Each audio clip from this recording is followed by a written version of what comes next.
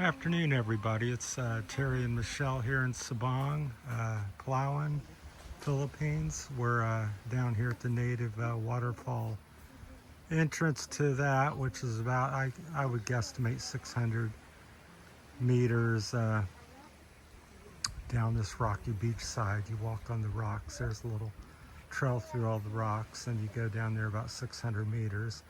Anyhow, it's 150 peso to get in, just making a little update. They've just built this new building here, so it's pretty nice. A very traditional Philippine style, thatch roof and bamboo and all that, so all native materials. So they just built that. Like I said, it's 150 peso to get in.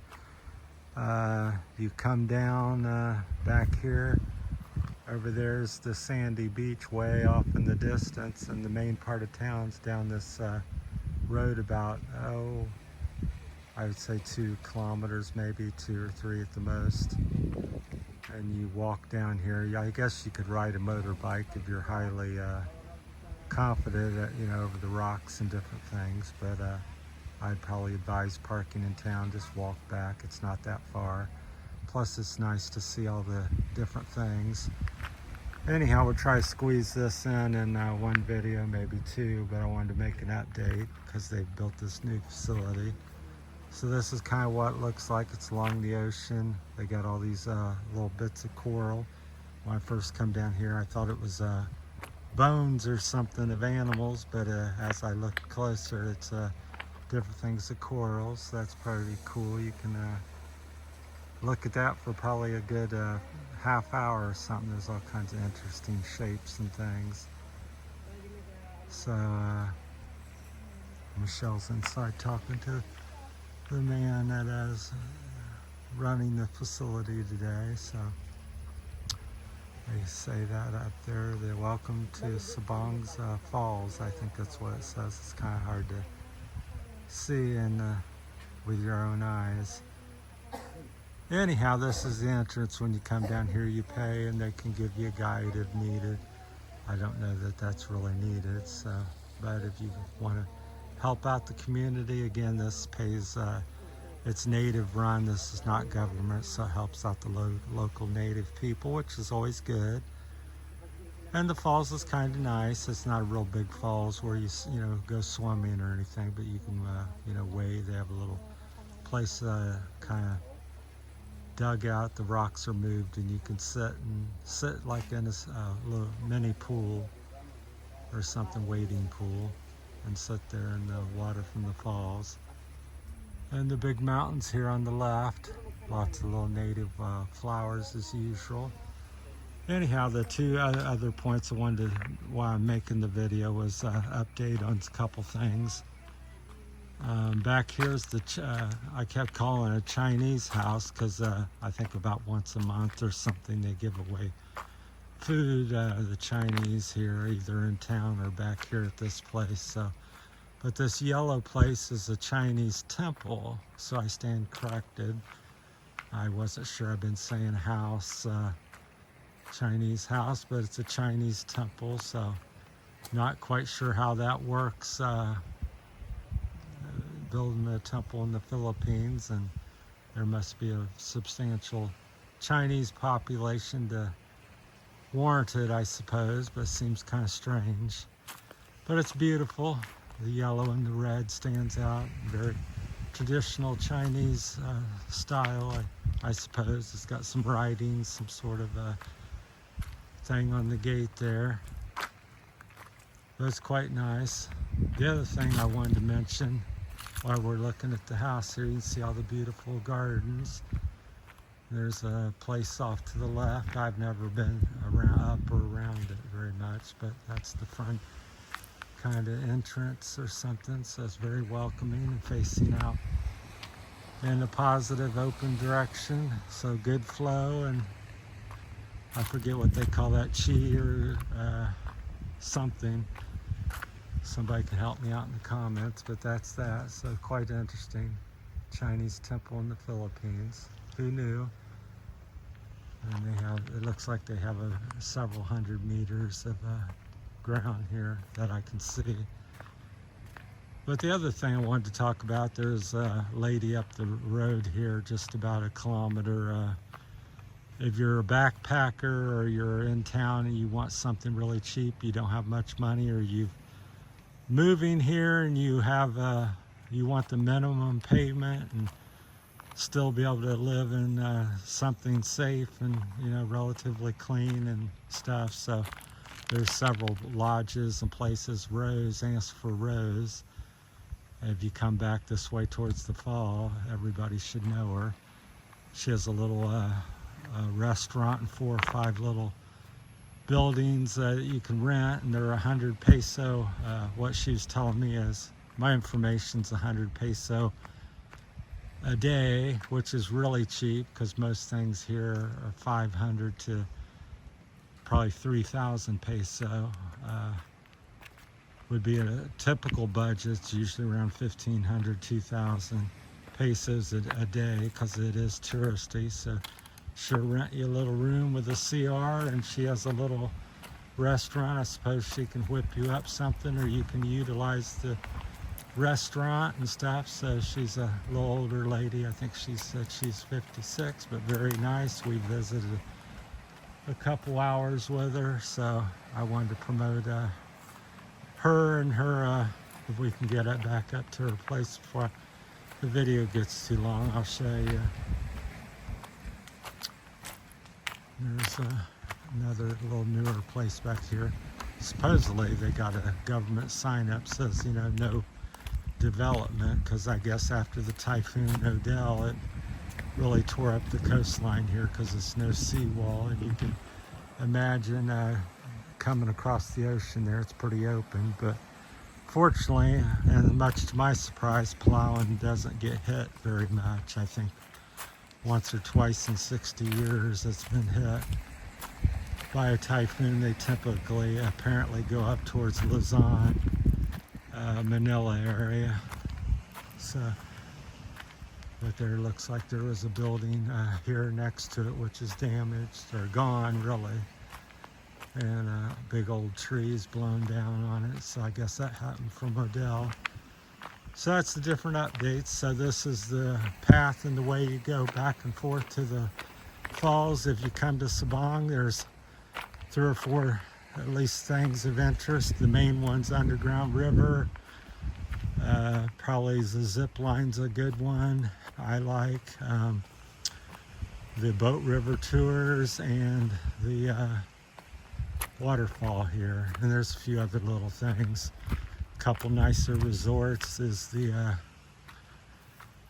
let's see, 4 Point Sheraton place. It's 4-star, I believe, and the Dalian resort, beach resort, up the way from the 4 Point. They're about a half a kilometer away from each other. That's also very nice and 4-star.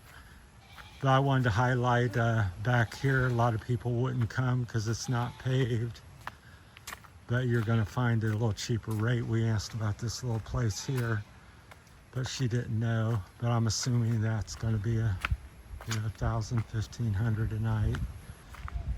But the ones up just a little bit further, that hopefully we can get to it here shortly. Try to walk a little quicker. That's a neat little sign. That's where we're at. So if you pass that, you're on the right path. So just come to town if you're looking for 100 peso a night, which is $2 roughly in American money. To look up Rose here in the native area on the gravel and dirt trail or / road, and she'll be happy to accommodate you. As far as I know, she seems so nice and trying to get us a room, and we may end up there at some point, but right now we've got a place we like pretty well. So they tend to build a lot of boats back here. Most of the almost everybody's native people, and back here, and you get some brave tourists once in a while, that adventurous to walk the trail, coming back to explore or go to the falls. Here comes some people now. They look like locals. So they trimmed all the trees here recently. They ran an electrical line back here for the Chinese. Hi. Comes a girl from school. They're restoring this green boat here.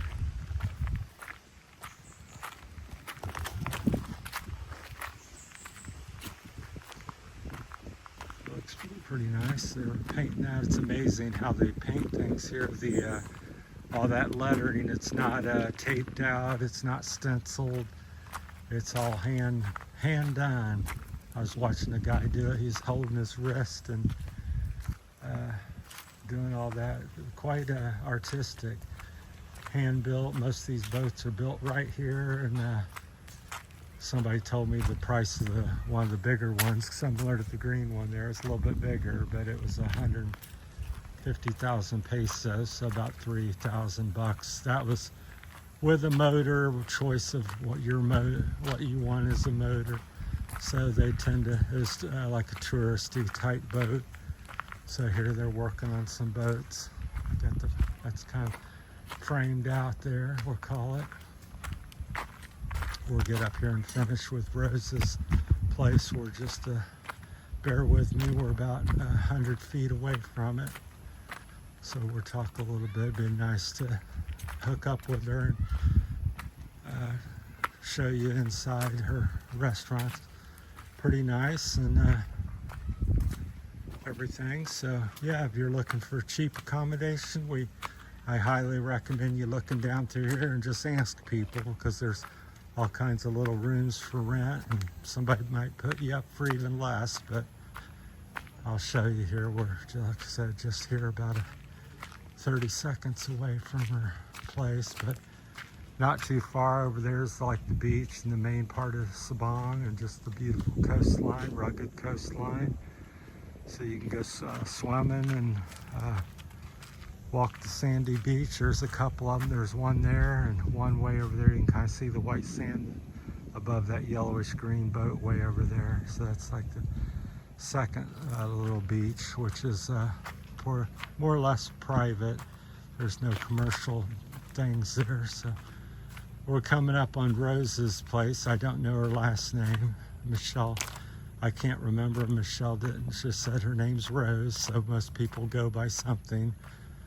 But that's one of her little buildings there with a red roof. So we looked at, I think maybe that one, and then we looked at the one up there in the middle with the silverish red roof. She has like 5 or 6 places, so 100 pesos a night would get you that. So $2, give you a clean, safe place. She's really nice. It's all fenced off. It is what, it is what it is. So if we were talking, 5,000 peso or 3,000 a night, maybe not so nice, but for what it is, it was fairly clean. Had a couple beds in it, had your own CR, and you could walk down to the restaurant. Had plumbing. I think she's using solar here, if I'm not incorrect. She had some wiring or some lights up, so I think she was talking about solar. But her name's Rose, and definitely if you're looking for a cheap place or backpack for the weekend, or hang out for a couple weeks and spend a minimum on your budget for lodging, this is the cheapest one I've heard of here in Sabang. So I'm sure there's others. There's a little puppy. Hey, puppy. I call them all puppies, but all this is her place. I think this grass thatched roof, or coconut thatched roof, is her restaurant, I believe. So I wish I could show you, but she's does what she can. She says she's pretty much by herself here nowadays, so that's the restaurant she owns. So you can eat and use the kitchen and there, and you're about a 10-minute walk or so back to town with all the amenities there. So I don't really see a sign here. Here's the sign. She's right on the left of this place, unless this place is her Sunbird restaurant. Is that her place? Sunbird? Okay, I think that's her sign even, so I didn't associate with her. But if you look here, right there's her restaurant and lodging, so definitely check it out. I'm guessing this is hers. So Sunbird Restaurant and Blue Bamboo Cottages. So it's right next to the sign here. The little blue gates are the entrance where she came out and greeted us. So definitely come out and check it out. If nothing else, you have a good conversation, and she knows a lot about the history. So there's a little thing. So yeah, it's kind of nice. It's very peaceful. It's like being in the tropical jungle and you're by yourself back here. So pretty nice. Well, that's it. Definitely check out this facility, and there's many others. And because when you get to town, you're all taken back by what's up there, and the prices are quite a bit more. So 1,500 to 100 peso a night here. Only 100. Up in town, you're going to be paying 1,500 to maybe 3,000. And the two luxury places is 200 a night and more. So it's a price for everybody. So if you're, I think, a backpacker touring the Palawan or the Philippines, would be tickled to, come back here and get a good, peaceful night rest and a little more secluded Philippine-style facility. So check it out. We'll end on that note. These are a lot of the tourist boats. The other update I'll make real quick, getting a little long-winded, was I was told by the locals that each family's allowed one tourist boat, and I believe there's 89, 80 something. I believe it's 89 families that have their own tourist boat, one apiece, because they made that rule when early on, because the facilities were getting wanting 5, 6, 10 boats to kind of control the market, and they said no, everybody's allowed one boat, which I think is very fair. So 89 families, 89 boats, tourist boat. That's it. We're leaving that note, and because I filmed the others. So that's the update on Sabang for this week. Thanks for watching, everybody. Bye.